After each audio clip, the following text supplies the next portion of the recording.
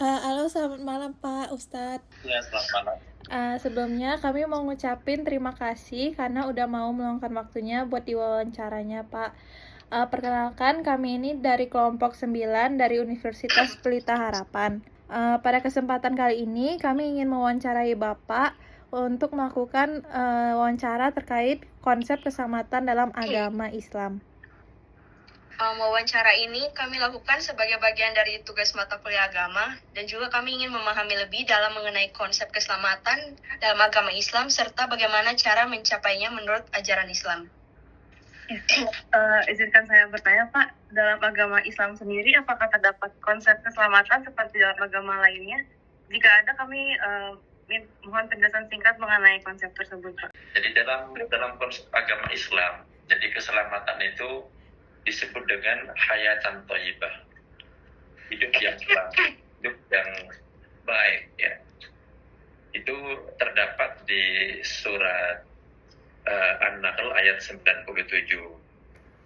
Itu yang menyatakan, jadi man amila sholihan, jadi barang siapa yang beramal kebaikan, wa huwa mu'minun, sedangkan dia dalam keadaan beriman atau yakin kepada keyakinan tauhid, kepada keyakinan monoteisme, maka Allah akan berikan hayatan thayyibah.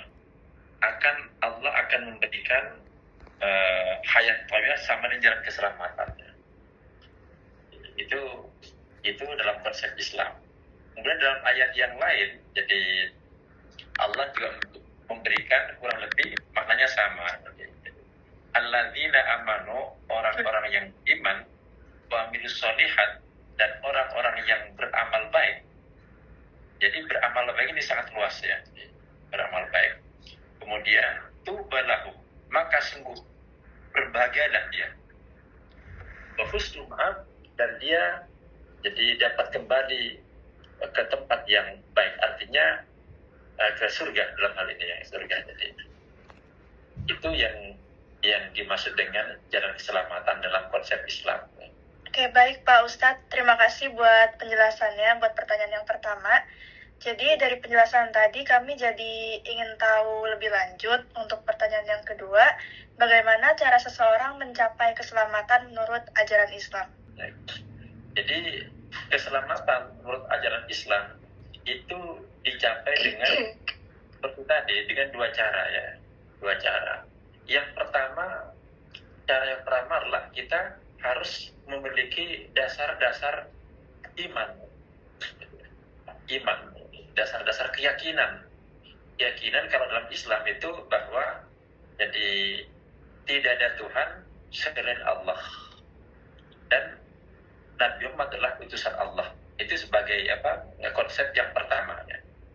Jadi dasar, jadi seseorang supaya mencapai jalan keselamatan itu harus, yang pertama harus ada yakin dulu, ya, beriman dulu.